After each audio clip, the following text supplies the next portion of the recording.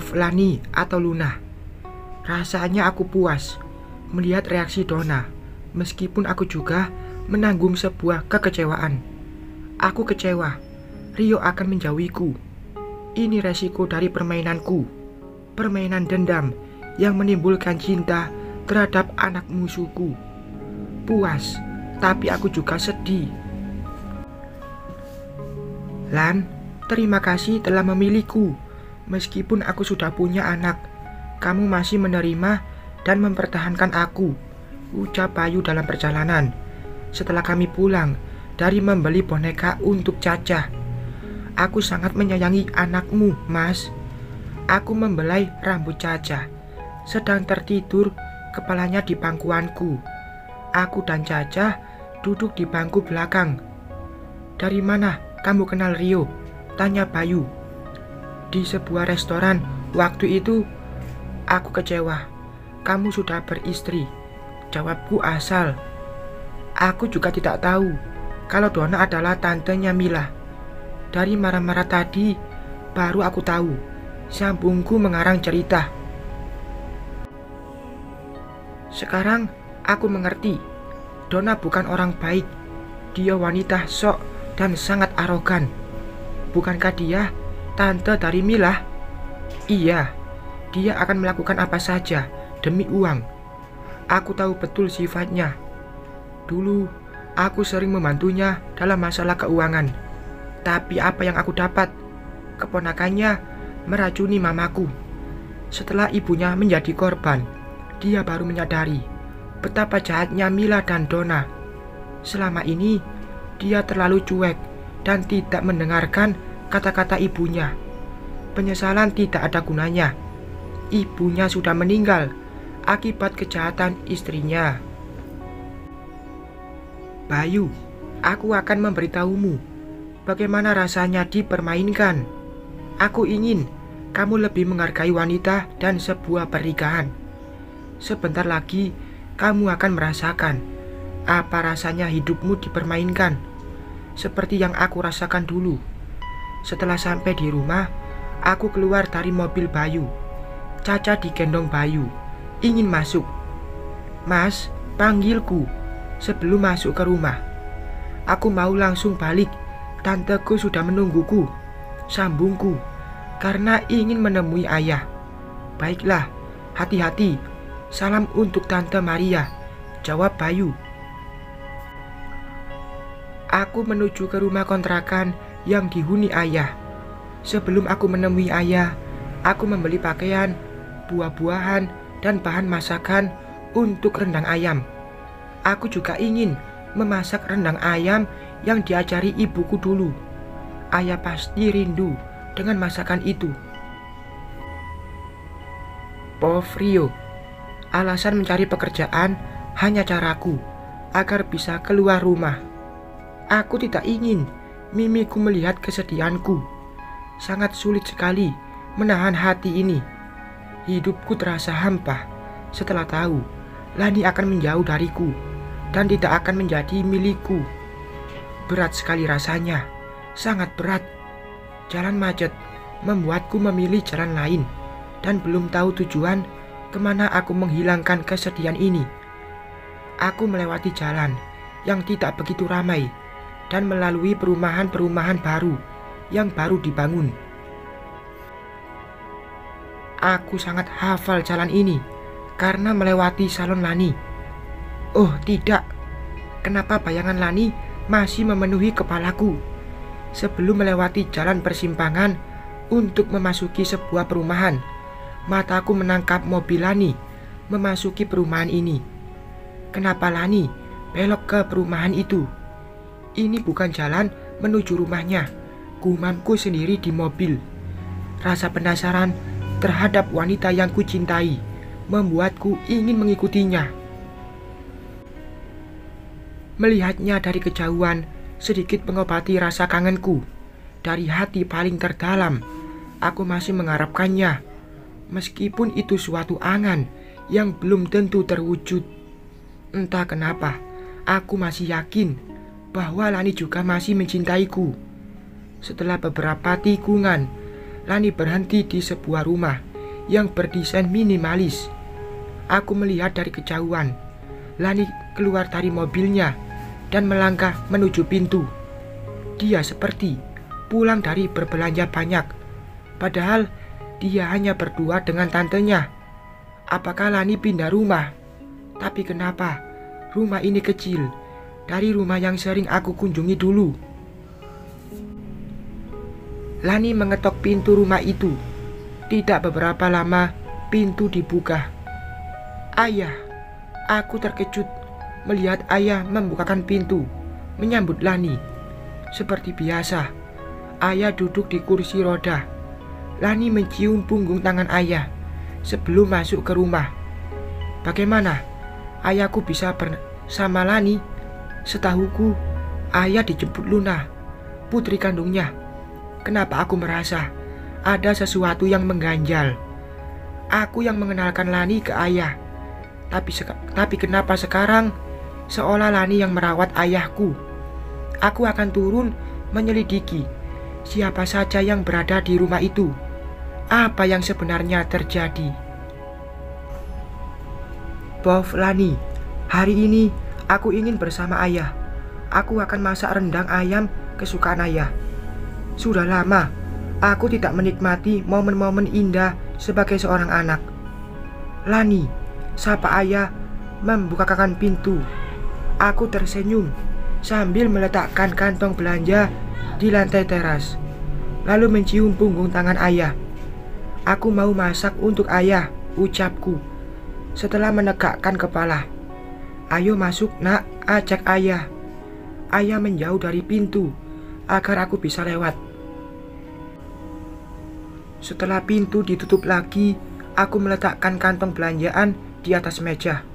Kulihat ayah menyambutku dengan wajah senang. Aku juga senang melihat ayah kembali tersenyum. Prof Rio, di luar rumah, kenapa ayah bisa bersama Lani? Bukankah ayah dijemput putri kandungnya, Luna? Ini sangat aneh. Apakah sebuah kebetulan? Apa yang terjadi hari ini? Aku terkejut melihat Lani bersama Caca dan Bayu. Sebelumnya, Lani juga berhubungan dengan Bayu karena ternyata dialah wanita selingkuhan Bayu. Aku dan Bayu sama-sama punya kekasih bernama Lani. Lani, wanita yang sama. Ayah pergi dari rumah tanpa pamit kepadaku dan Mimi. Ini sangat aneh. Masalah ayah akan kutanyakan ke pembantuku. Waktu ayah pergi dari rumah, hanya dia yang tahu.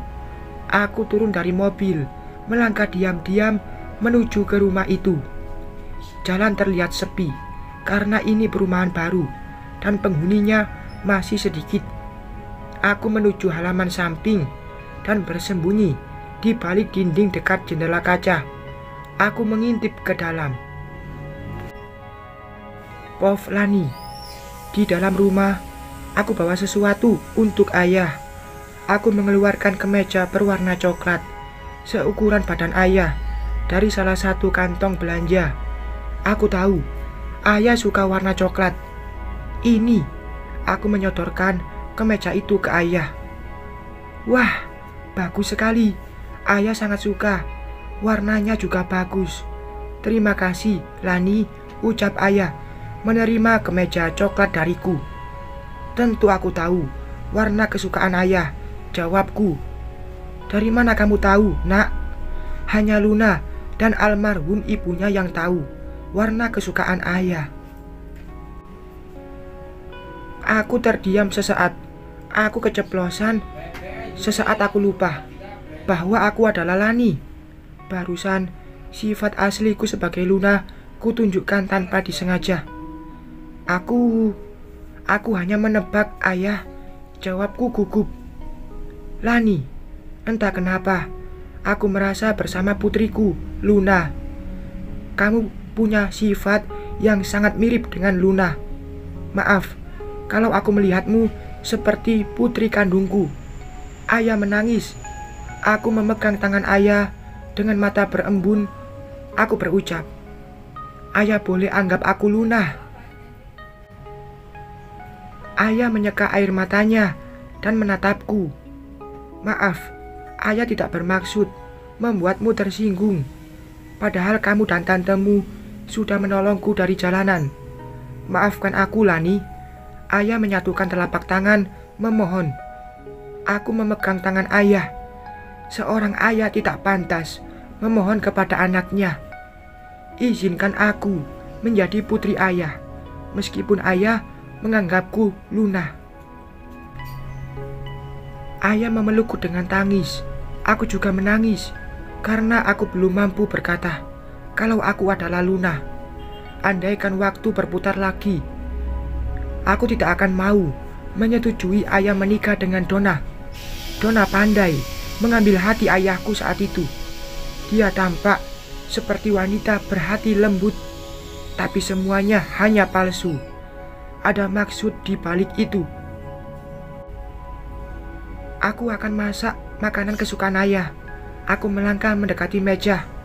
Lihat ayah, aku beli ayam dan bumbu masakan. Aku akan masak rendang ayam kesukaan ayah, ucapku senang, sambil memperlihatkan kantong belanja yang berisi bahan-bahan masakan. Ayah tersenyum menatapku. Aku akan masak rendang ayam, biar hari ini ayah bisa makan 2 piring seperti dulu. Aku mengambil kantong berisi bahan masakan dan melangkah ke dapur. Luna, aku terkejut mendengar ayah memanggilku Luna. Kubalikan badan, menatap ayah. Mata ayah berembun, tapi bibir tersenyum. Ayah kenapa? Aku gugup. Luna, ayah masih memanggil dengan nama asliku. Menatapku duduk dari kursi roda. Aku berusaha memalingkan mata. Aku menghela nafas, berusaha tenang. Kantong belanja yang kujinjing refleks terlepas dari tanganku. Dadaku sesak menahan tangis. Bagaimana mungkin ayah bisa memanggilku dengan nama lahirku? Aku terdiam mematung tanpa sepatah kata pun keluar dari mulutku. Luna anakku, ayah memperjelas memanggilku. Aku masih diam. Butiran bening mengalir di pipiku. Bagaimana mungkin seorang ayah tidak mengenali putrinya? Apa yang terjadi, nak? Meskipun yang kulihat sekarang bukan wajah Luna, tapi suara atau arwah yang bersemayam di tubuhmu adalah putriku. Jika aku memejamkan mata dan mendengar suaramu, aku akan mengira kamu adalah putri kandungku. Dadaku makin sesak dengan tangisku. Aku tidak mampu berkata. Ayah mengenalku, meskipun wajahku sekarang tidak sama seperti dulu. Bagaimana mungkin aku harus jujur sekarang? Permainan ini belum usai. Aku ingin melihat Donna menerima akibat semua permainan ini dulu. Orang yang menolongku juga punya dendam. Aku tidak bisa mengabaikannya. Selama ini aku berhutang nyawa padanya. Dia juga menolongku mencari ayah. Aku mendekati ayah, membungkukkan badan. Aku sejajar dengan ayah yang duduk di kursi roda. Ayah, kenapa aku dikira Luna? Aku Lani. Jika ayah mau memanggilku Luna, aku tetap suka. Kenapa? Sifat dan suaramu sangat mirip dengan Luna. Aku hampir gila mengiramu Lunaku. Maafkan aku sangat merindukan putriku. Tangis ayah pecah seketika. Aku mengusap air mata ayah dengan tanganku. Ayah boleh panggil aku Luna, ucapku, tersenyum menangis. Rio, di balik jendela kaca. Jadi, ayah ditolong Tante Maria dan Lani dari jalanan. Kenapa ayah bisa di jalanan? Bagaimana mungkin ayah memanggil Lani dengan nama Luna? Aku tidak mengerti. Apakah ini kebetulan karena ayah rindu putrinya, atau Lani adalah Luna? Mustahil, Lani adalah Luna. Aku pernah melihat foto Luna. Wajahnya sangat tidak sama dengan Lani, tapi sorot matanya sangat mirip. Aku bingung. Kalau aku perhatikan, ayah melihat sifat Lani seperti sifat Luna. Lani mengetahui warna dan masakan kesukaan ayah. Jika ada dua orang yang berbeda, apakah bisa mempunyai sifat yang sangat sama? Apa yang terjadi? Kenapa aku merasa semua kejadian akhir-akhir ini ada kaitannya? Kalau Lani adalah Luna, rasa di hatiku tidak pernah berubah. Cinta ini tulus bersemayam di hatiku. Kenapa wanita seperti Lani mau menjalin hubungan dengan Bayu? Dia cantik dan tidak kekurangan uang. Apa yang dicarinya dari Bayu? Ya Tuhan, apakah Caca? Aku masih ingat saat menemui Mila. Aku bertanya tentang Luna. Dia menjawab, kalau mimiku melarang, buka mulut. Dan yang membuatku merasa aneh, kenapa Mila bilang kalau Luna kalah dalam permainan? Permainan apa? Apa sangkut pautnya dengan mimiku dan Mila? Aku akan menemui Mila lagi. Aku yakin Mila masih bisa diajak bicara. Mimi, mungkinkah ada suatu rahasia lagi yang disembunyikan dariku? Bersambung.